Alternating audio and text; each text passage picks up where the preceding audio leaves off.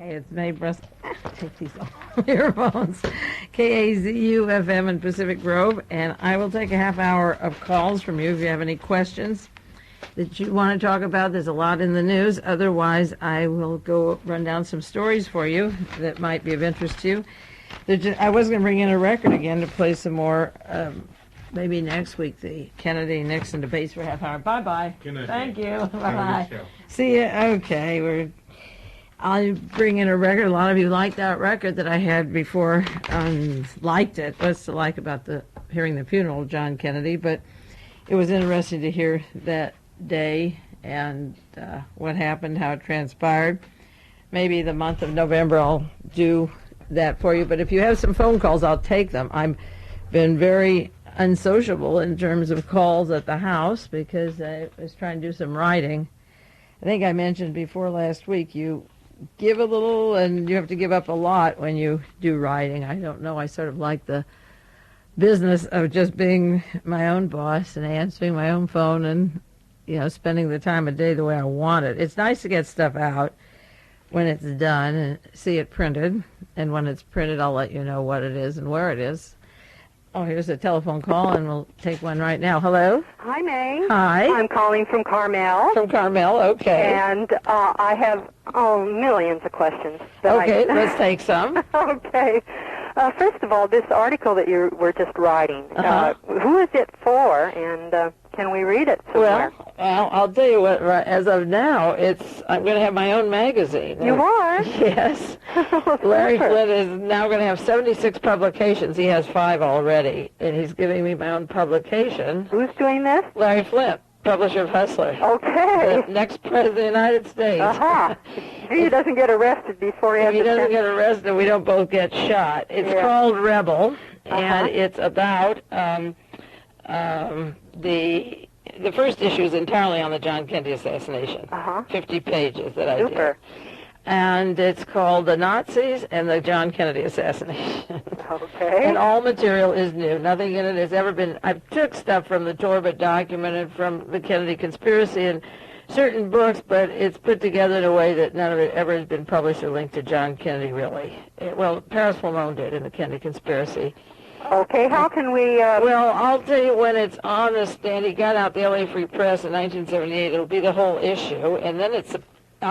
I thought we would have a magazine once a month. He was going to give me a magazine called Rebel. He's already got the press reserved and the time reserved, and then he started advertising it around the country for a weekly magazine. I don't know how I can do a weekly. Maybe I can. He's putting a telex in the house, and if I get a simulcast, what I do all the work here anyway for World Watchers. So if I went home and put everything I give tonight from 8 to 9 in a magazine once a week, it would be great. Photograph the articles and analyze what's in the news and select an hour's worth would fill the whole magazine. So is that going to be available here Plus somewhere? other guests, I don't know what his advertising plan is. Well, you would keep us posted then, won't you? Oh, absolutely. It won't be just on Kennedy. What it's going to be is... it'll include things on mind control and terrorism and the Olympics and banking scandals, the kind of things I do on World Watcher every week. It'll be a cross-section, and people will contribute. Anybody who has something to offer, I have the sole last word on who contributes, and it has to be people that have really done a lot of work in the past years but have not been able to publish. Yeah, I'll be the editor, and also more than the editor. I do get according to what Larry said, the last word. I don't want people that have covered up all these years and then all of a sudden there's a thing and they want to submit a manuscript. The people that have done the research first, for all these years have been ignored by the Mark Lanes of the world, have done a lot of work, get the first crack at it. Okay. There's a lot of good people who've done work on different areas. Oswald with Priscilla Johnson, the Soviet Union, the newspaper woman who then latches on to Marina, and Lee Harvey Oswald out here at the Defense Language School. There's a whole lot of articles and people I know that are getting in their minds what they want to get into it, and some people have ideas for illustrations and so forth. And so anybody who's opposed fascism or tyranny is the criteria. Good. That's the main criteria. Good. Nobody who's covered up or has refused to look at new information. It may be that they're not familiar with it, but a lot of the old people have refused to look at it. And then all of a sudden they find out you got something and they want to get out there again. And they'll get a chance when everyone else has their information out. Good. And so I don't know if it'll be weekly or monthly yet. I have to wait and hear. He's advertising it as weekly. Well, it sounds real exciting. It's a lot of work. I'm telling you. I don't know. It's a lot of work. But I do the work here anyway. As I say, if I just went home on Tuesday and got down there, they do the artwork and the layout down there, and if I just got out by Thursday, everything that I had here on Monday night that's on the sheets, and then was working all through the week with the other stuff, it could be done. If I want to sit and be one-man Henry Luce from Carmel. So we'll see how it goes. And the other, well, I guess I can say it. It's not, I won't put on the other tape. I did one article on Larry McDonald in the 007 for Hustler. And Larry liked it so well he asked if he could put his name on the article. So that's really my story. And that's going to be in Hustler. Don't tell anyone. This is just for the locals here, okay? That's going to be in Hustler? Yeah, in about a month and a half. The next issue, the December, is out, and it'll be probably in a month. I wouldn't put it on the tape that goes out around the country, but all you local people, I assume, are my friends. I mean, it doesn't matter. I did it, and he thought it was so good he wanted to put his name on it. I said, I don't care whose name is on it. Yeah. Another question? Yep. World Vision.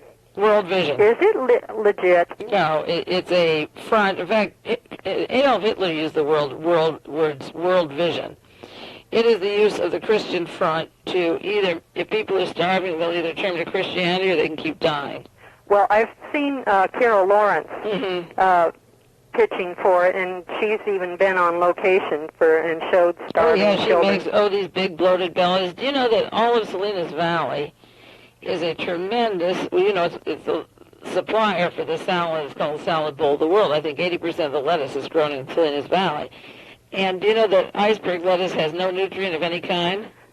Yes. You could tear it up and put bean sprouts and feed the whole world just in Salinas Valley. Uh-huh. Or the farms, the 100 million acres or whatever it is that Reagan blocks off. I had the statistics last week that a million acres that they were paid not to grow anything on. I mean, why doesn't Carol Lawrence ask the President of the United States why we can't grow food to feed them? Or, you know what it would cost, bean sprouts or soybeans? Hardly anything.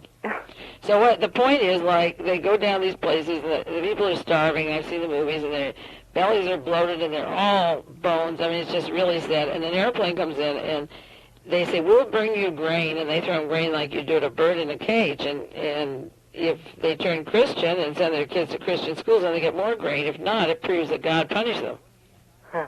So if they go to Christian schools, then God rewards them because by being Christian they get food. What's the latest on your efforts to determine the true identity of our Pentagon's Fritz Kramer? I've been working on it continuously. In fact, tonight at World Watchers I'm going to read practically all the part of the congressional record of September 15th. Somebody mailed it to me of Representative Gonzalez taking apart Henry Kissinger. Right. And really calling him the hired gun from all over the world, that he's a State Department unto his own. He runs it and is the hired gun. And if Gonzalez is serious, he's pleading with Congress to investigate Kissinger's private businesses while he's running around on this job for Ronald Reagan. And he's saying, let's get to the bottom of it. So I'll just send him again tonight's tape and say, if you want to know who Henry Kissinger is, why doesn't Congress investigate Fritz Kramer?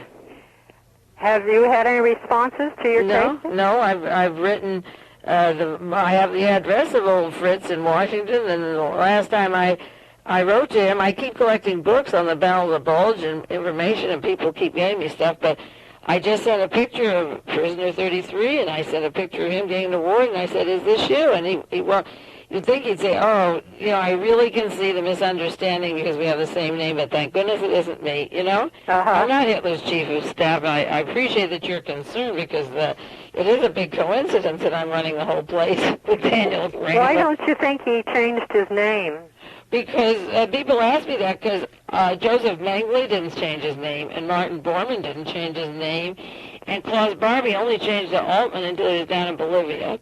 I guess it's because of their arrogance. Yes, that's right, because Walter Ralph, the top one down in Chile, didn't change his name. He's still alive. And Hans Rudel, who just died last year, who set up the Luftwaffe and worked with Fairchild and American companies, didn't change his name. And Joseph Mengele of Auschwitz just sat, his family is well known in New Jersey and farm equipment stuff. He just sat around in beer halls after the war, and nobody even wanted him.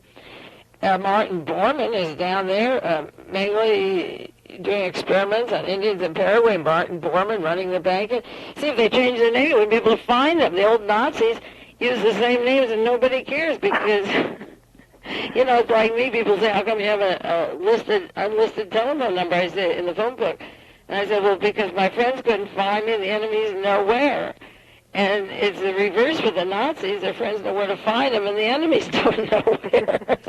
So it's not really funny, is it? Well, I have lots more questions. Okay, let's take about two more. Oh, you're going to let me have two more? Two more. You can have two more, and then call next week, because that's good. Okay. All right. Do you know anything about the World Federalist Association? No, I don't have. I might have it in my alphabet soup of think tanks. Tell us real quick what it is. I have a slight idea what it is. Occasionally, you know, you'll get stuff in the mail. Well, next time you get it, send it to me. Maybe I know the name. I'll have to check it out and see if I've saved it. Mm-hmm. Also, I know about clergy and laity concerns.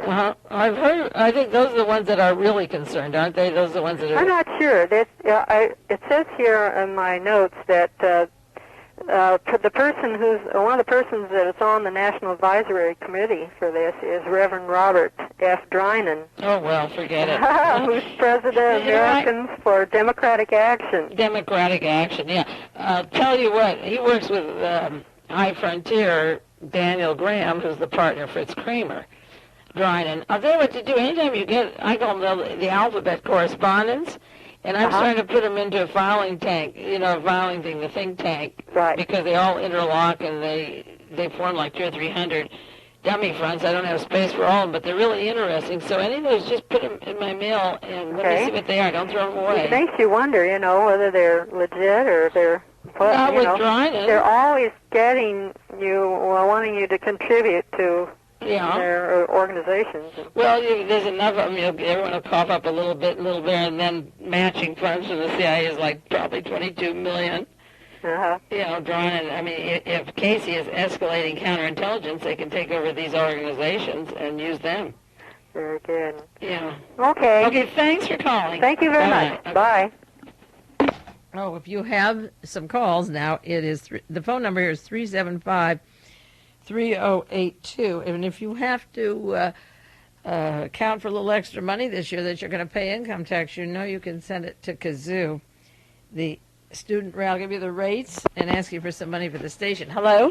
Hello, Mae. Yes. How are you this evening? Okay, fine. Great. I called a couple of weeks ago, and I had some questions about some people, some relatives of mine. Oh, yeah, I was hoping you'd called back. Was the one Dewey? Right. Tell me about those people. After you called, I came across a bunch of stuff on this Dewey. Tell us about him. Well, I don't really know that much. My family has never really told me that much. Well, how are you related? Well, I'm pretty closely related to George Dewey, the Admiral. Okay. My father's name is George. Uh-huh. And Thomas E., I'm not sure how closely related I am to him. Uh-huh. But another person that I was questioning, that I was wondering about, is Charles Carroll. Uh-huh. Who signed the Declaration of Independence. Yeah. Now, apparently, he was the richest person at the time of the signing of the Declaration in the colonies. Mm-hmm. I'm wondering where he got his money from. Well, it probably came over from the King and Queen of England to take over the Americas. You know, where would he get it from? Well, I don't really know. Well, there was no Meyer Lansky in those days, so I'm sure that the British sent a bunch of people over here, like, if you're going to be independent, we'll help you be independent. Right. Because we've been so close to them in everything we've done. Right. We may as well be one country, just has two names. Tell me about Dewey. Well, I don't really know that much about it. That's why I'm calling you to find out. Because last week after you called, I got some stuff from, I think it was Kevin Coogan back in New York. He does the work on the Soviet Military Order of Malta and different organizations. And somebody sent me some material on Dewey and the fascism of this guy. What years was George Dewey in the Navy? Boy, that's a good question. But he fought in the Spanish-American War. Uh-huh. And these guys go way back. You don't have any current relatives of theirs, clones or anything. Not that I'm aware of. Yeah, well, the others do. The Germans always do. I thought maybe they had some. No, I heard the name in terms of fascism. Maybe it's a modern Dewey. I'll have to look it up and call back. I thought maybe you'd have a lot to fill in, and it would fit into what these people had mailed me, but evidently not, so I'll have to look it up. Yeah. And when I see the name Dewey, I put it, again, with that tight writing schedule and stuff, I put stuff in boxes, and so in between, if I don't have a 2-day deadline, I'll start going through that stuff and see what we got there. Great. Okay. Yeah, I'd be interested to hear. Okay, so you don't have too much, huh? No. Okay, well, we'll keep looking into it. Great. Bye-bye. Thanks a lot. You know, I don't have time during that 1-minute break to talk about all these different things that are going on. There's a fundraising in Santa Cruz. I will take another call. Get on to the money in a minute. Hello? Hi, Mae. Yep. Do you care to speculate what's going to happen tomorrow with Larry? I don't speculate. Okay. No, I can't. It's like a Mexican standoff. I hope, the helicopters and all the... What, do they have helicopters there? Well, they're going to try to arrest him, and he claimed tonight that he wasn't going to be arrested. He was going to shoot him between the eyes.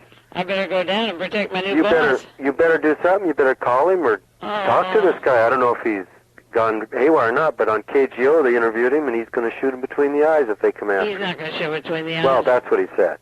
Oh, poor guy. He really got himself in a mess. I'll discuss it more on World Watchers because it's a good question, but I may as well put on the tape because there are people around the country that want the same answer. Well, yeah, they gave him 24 hours to change it. Why don't they go after Jack Anderson? He published this stuff today.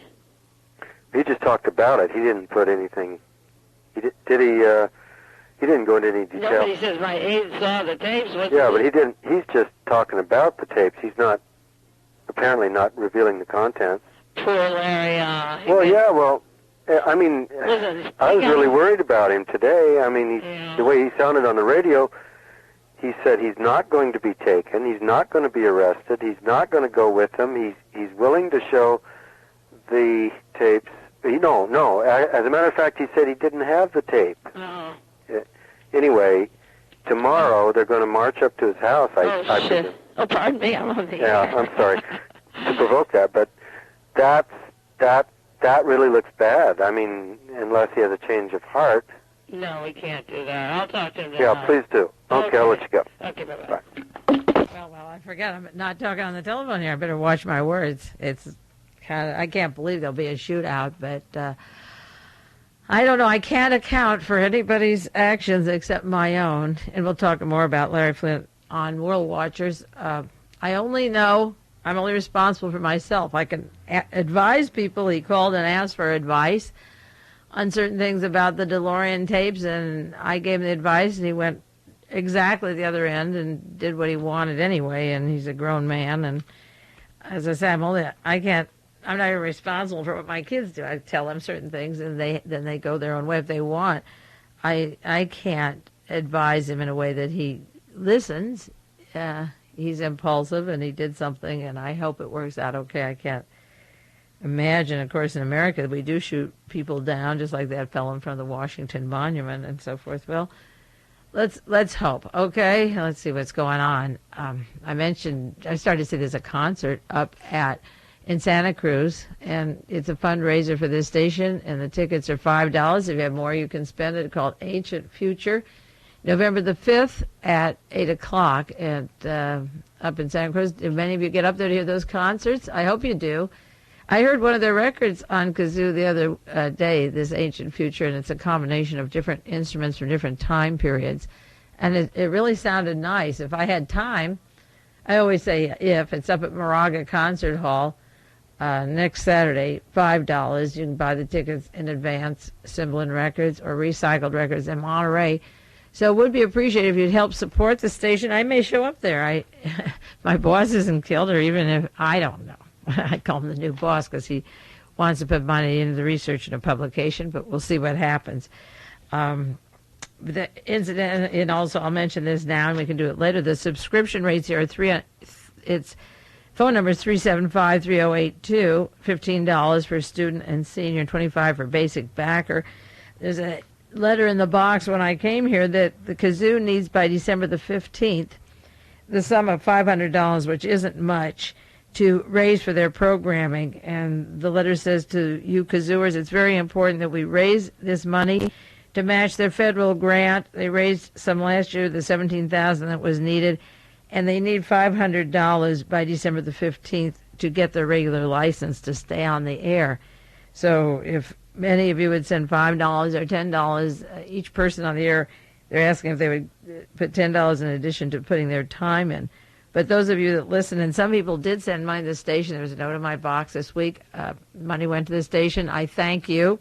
It is really appreciated, and it's very nice that you send that in and show that you like the programming. I listen coming over here to the music, and it's always nice. I forget how bad the AM radio is. I didn't have an FM in the car. I have it at the house, but I finally put one in, and it is very relaxing and great to hear this kind of broadcasting. So if you can, send them some money, or as many of you send $5 a piece. They have to raise it to $500 in a short time by December the 5th, and that's a month away. I'm sure we can do it. If you have a question, you call and I'll answer. Otherwise, there's a couple of things I wanted to share with you. One is an article out of the London Sunday Times, and it's called Spying Out the Real Riley. And it's about a gentleman working in the British Museum in the archives trying to find the story of Sidney Riley, a famous spy. And the article says 20 years ago, Michael Kettle disappeared into the archives of the War Office and Foreign Office with a single-minded intention. 20 years, that's like me working with a Kennedy story, okay?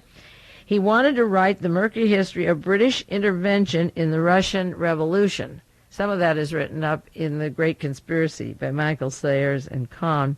He had little idea how long it would take, and even less, how he could finance his research. He recently emerged on the verge of bankruptcy with a manuscript of 3 million words, 30 times the length of the average novel. This is on Sidney Riley. One of the byproducts of this extraordinary endeavor is the unqualified knowledge of the master spy Sidney Riley, whose exploits are currently being glamorized in a 12-part TV series. Kettle has dashed off a paperback to accompany the program that is going out. He's intrigued by Riley, though it is hard to imagine anyone less like the unscrupulous womanizer who disappeared into Russia in 1925. Do you know that when his network is uncovered, not one woman that was involved betrayed him, he said, out of all the women. They were brought out of their cells. They signed their own death warrants without breathing a word about Sidney Riley. Kettle is more like one of those improbable characters from John le Carré. He's mild-mannered, obsessive, infinitely patient. He's one of the world's great researchers. I should say one of the world's great researchers. 20 years and 3 million words. You have to be on one certain subject that many years. It says he knows the Public Records Office. He's just 10 minutes drive from his house in Kingston. He knows it better than anyone. During his long years working on this project in the Public Records Office, he waged a curious war. Now, this is the interesting part. Against the security service weeders, the weeders in the office in London, a grim body of bureaucrats whose job it is to remove sensitive material from documents before they are made public under the 30-year rule. It's like the Warren Commission hearings when Kennedy was killed and the Warren Commission locked up the material for 75 years. Then the House Select Committee locked up material for 50 years. Well, then the weeder comes in. Great Britain has a law about material being declassified in 30 years. So what you get is what is weeded out. And if you weed out, I'm sure you could plant evidence also. It says Kettle becomes animated when he talks about the discovery, and especially when he recounts the story about a lady in North London who was about to throw out some crucial documents when Kettle arrived in the nick of time. They were very important and proved that the British had mounted an extraordinary operation to buy up the Russian banks immediately after the revolution. Riley was involved in that too.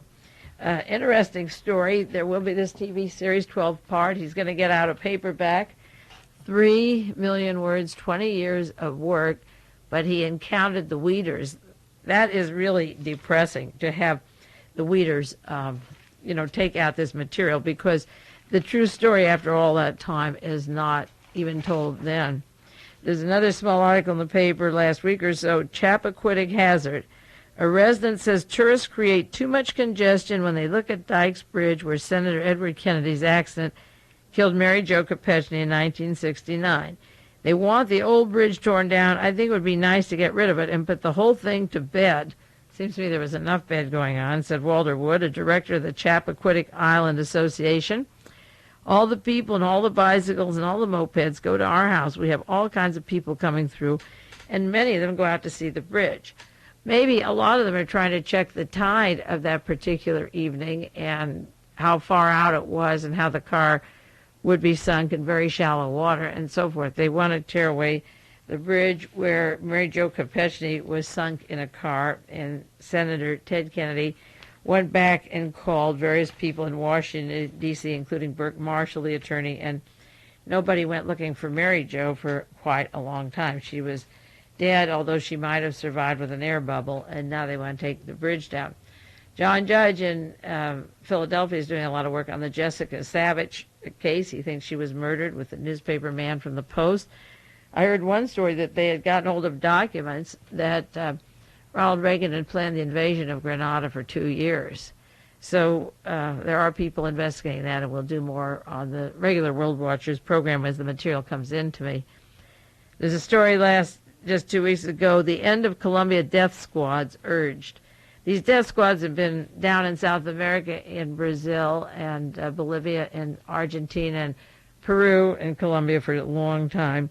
It says 44 former guerrillas holed up in the Mexican embassy put signs on the windows demanding that the government wipe out the right-wing death squads in Colombia. They complained that they had not been able to find jobs. They had been getting little more than alms instead of their 110th. They were supposed to get $110 a month as amnesty when they abandoned certain causes. If they would stop the causes, they could have $110 a month. We are persecuted, besieged. Our comrades have disappeared, and according to one of the men, he told an Associated Press reporter that they want asylum in Mexico and they're tired of the death squads. The death squad said, if you stop being a liberal, we'll pay you, $125 a month. Can you imagine living on that anywhere? And then they weren't given the money either, and they went to Mexico. And so they're asking the end of these death squads that have been going on. They can't fight back, and their friends are dying there. And if they stop being radicals or guerrillas, they still die of starvation. So you may as well fight for your country or your life, and they're going to Mexico. They're pleading to Mexico for help. If you have a question now, you call 375. Oh, we don't have time unless it be right now, 375-3082. That's just about, we don't have more than a few minutes, 2 minutes if you have a call. One more story, the CIA switch. The spy agency, following setbacks in Congress, I didn't notice they had any, replaces its legislative staff affair with a longtime CIA professional, Claire George, formerly number 2 man in covert action. Wait, one quick call. Hello? Hello, is this me? Yes. I think it was last week I saw Bedtime for Bonzo for the first time in my life. I can't believe. Why? Well, huh? Well, he was just doing lines or part. You mean the fact that he made that movie? What did you expect to see, Shakespeare? Well, yeah, but he's perfect for the part. He's just so perfect. He's just hail fellow, well met, silly. Everybody would trust him, right? I mean, just, perfect. Nothing profound about him.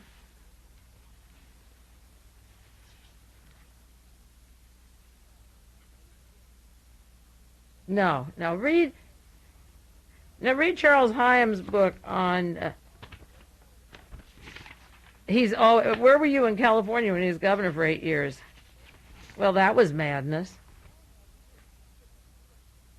Oh, no, he was groomed for this role. I think he was groomed when he left Illinois. Yeah, so, that's just a movie. That's not the real Reagan. Yeah.